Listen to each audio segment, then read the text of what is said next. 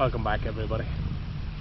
So following on from my last video on what I felt made a successful race for the 200 miler, for my 200 miler this year, the Delirious West 200. I broke it down and said I was going to do 5 things this week. First of them, and I definitely think this is probably the most important thing, is heart rate training, and that had the biggest effect on me having a successful, and as I said, my successful race was I reached my goal. I didn't pick up any crazy injuries. I finished feeling fit and ready to go. Not so successful in the injury that I caused myself, but we're not talking about that. So look, before we get into today, really loving the response on the channel, guys, from the subscription numbers going up, with people watching, the view numbers. It's all really positive. I'm glad that people are getting the information and finding the information, and I'm glad that you are getting useful information out of the information. Why am I not running today? To be honest, I already did a run. The previous video you did, I also did then, because I'm trying to be as time efficient as I can. So my run's just finished for today. I'm still in the recovery mode. I am taking in the beautiful views down here at Jindalee. You like?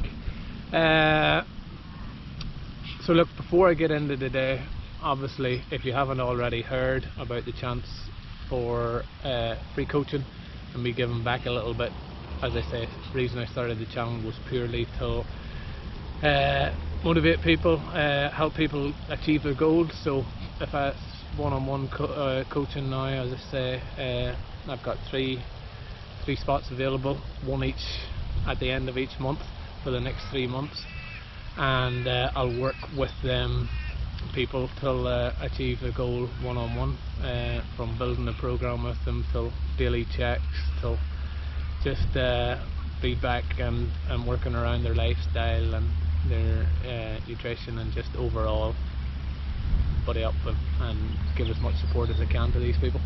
So if you want to be in with a shout, there's already 6 people in the draw for March. All you have to do is subscribe. First of all, you've got to be a subscriber. It's purely for the subscribers.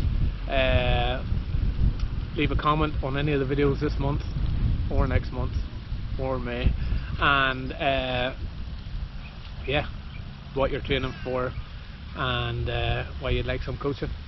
That simple. Random. At the end of the month, I will pick one lucky person this month, and the same for the next few, so hopefully you're in with that. But jumping back into heart rate training, whether I'm coaching you or whether you're coaching yourself or whether you're working with a coach, I highly recommend heart rate training. If your coach isn't using heart rate training, maybe suggest it. A lot of coaches go by feel, which is good, and I certainly, whenever I transitioned from triathlon into ultra running, I went with feel for the first couple of years, thinking that I was sick looking at my heart rate. I was sick following the heart rate. I was sick holding back, and it was new and it was something, and I didn't do it. I just went with feel, but my feel kept burning me out before the end of the race. It just did, and that became really relevant, and proof was in the pudding last year. I've no doubt that the 22 hours that I took off my time from the previous year, the majority of them hours came down to heart rate. Maybe not all of them because of the injury the year before, but certainly how I was training leading up to the race, in terms of using the heart rate training for the kind of 8-9 months leading up to the race. Then purely after that, during the race, sticking with the heart rate and getting it through day 1 was the biggest thing. after day one, after running 24 hours, your body's that fatigued that it's hard to get high heart rate. Now, if you're Sergio and you're running for a ferry, that heart rate will go high. Sergio, you did put my heart rate up during that little sprint to the ferry, that little sprint that lasted 5k after 200k in the legs. Yes, my heart rate did go up. Only time during the race that I said fluck the heart rate, and it's Sergio's fault. But all joking aside, first day, whenever my watch beeped, I stopped. It was as simple as that. It was hard watching people pull away in front of me that I was hoping to kind of be in around the mix with, I suppose. Also very hard because beginning of a race, talk's good, you haven't chatted to people in a year, you want to be cruising along, and it's very easy to get sucked along at a slightly higher pace and slightly higher effort. So to me, I'm glad that I had set the heart rate to beep, the watch to beep, and it kept me in control. So I hear you asking, if you haven't checked out my previous heart rate video, what's this heart rate training about? How do I do it? Or how's the way it works? So this Dr. Phil Maffetone reckons that 180 minus your age. He's done a lot of tests over the year. I've read his books. He's done a lot of tests of people coming in labs and testing their heart rate and testing them for VO2 max and testing all them things, and basically he is, out of all the tests he ever done, he broke it down into one theory and one formula, and it was 180 minus your age should give you kind of your low threshold kind of zone 2 heart rate training, where you're not going out, you're not busting it. It's just easy that you can run that all day. It's the running anaerobic before you go aerobic, where it changes all your muscle oxygen and burning muscles instead of fat and things like that. But basically, his formula 180 minus your age, so I'm 44, was leaving me 136 for my training last year. Now, God love Phil, a lot of them people that he was training, I took a guess and was thinking he probably wasn't training them people for 200 mile runs. So the way I worked it out was I went 180 minus my age, which was 136. It was kind of my peak of my heart rate. Phil then also had a theory that if you were a well-trained athlete training for numerous years, that you could add 5 beats to it, which would get me up till about 141. I do class myself as somebody that has been training a lot for the last 5 years. Or if you were really unfit, to take 5 beats off it, it would take you down to 131 if I hadn't been doing anything this last few years. But I know I got a test done probably 8-9 years ago, whenever I was doing the triathlon. I went in, whenever I was doing the Ironman, I got a VO2 max done, and at the time them numbers are fairly close to what Phil's theory was, so I was confident enough that to go with good old Phil's theory. But as I say, did Phil mean this for a 200 miler?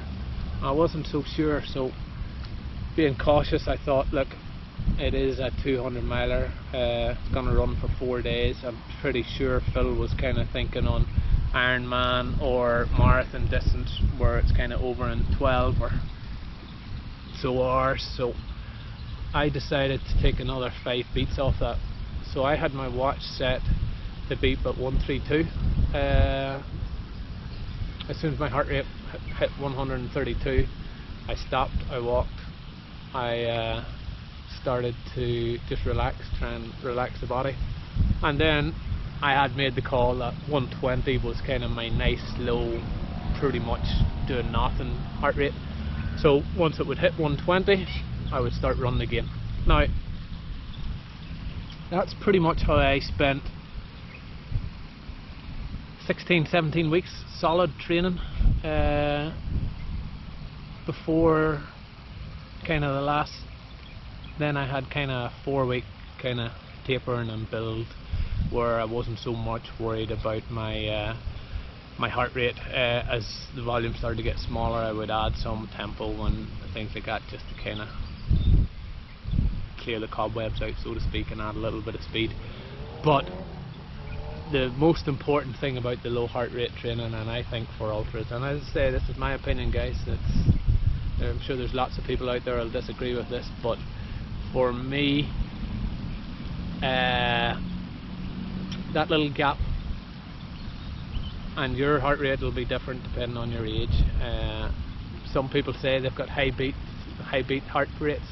That's usually because they're and some people can have high heartbeats, don't get me wrong, but a lot of people that are saying that are purely still pushing it too hard and going too hard, and if they give their heart rate a chance, it will change. If you give it a good 12-week block, I recommend a good 12 weeks, sticking solid with that heart rate, not going over it at all. And it's frustrating as shit if you're out with group runs, if you're out with people that are training and you're out training with them and you're trying to stick to this heart rate and everybody else is off doing their thing. It's not easy, but it's worth it.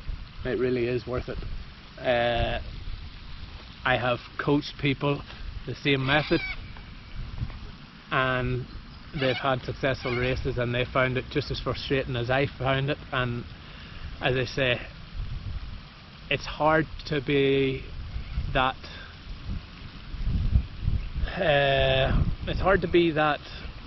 kind of focused and not care what other people are doing. You got to believe that what you're doing it for is going to benefit you in the long run. But if you think about it, think about why, less stress in the body, you're not pushing as hard, your body's getting a chance to adapt, your body's getting a chance to improve week after week after week. You're still being consistent with your training because you're not taking as much out of your body, you're not picking up as many injuries because you're not pushing it. Think of it as building this great big foundation, or this great big base for what you're about to build on and race on. So look, that's really, I could go on all day about this. If you've any other questions or anything you want to ask me about heart rate training, please just drop me a line in the comments below, or shoot me on Facebook. These videos are only going out on my own Facebook page from now on, so if you're not already, send me a friend's request. You'll not miss any of the videos. And yeah, look, as I say, for me, definitely the #1 thing that improved my race last year was low heart rate training. I'm a firm believer, I'm back in it again. Yes, going on feel and going on, that might work for a lot of other people. It doesn't work for me, I know it doesn't. I'm that type of person that'll keep pushing and keep pushing, so I need that something to control me. So as I say, that's why that little beeping on my heart rate, you can set the heart rate on your watch. 90% of the watches out there now do it. As soon as you start going high at all, you get the little beeps, you back off, you take it easy, and away you go. So look, it worked for me. I'm 100% confident that it'll work for you if you give it a try. As I say, anybody that needs any more further information on it or any help and advice, give me a shout. Feel free to go out and check out Phil Matheto's theory. Clever guy. I've found a lot of use from his stuff, so feel free to check that out. And yeah, as usual, thanks for watching. Don't forget to subscribe if you haven't already, and leave your name and comment if you want to be in with a chance for that free coaching, guys. And again, enjoy, have fun on the trails, or chillaxing, having recovery time, whatever you're doing. Chat soon.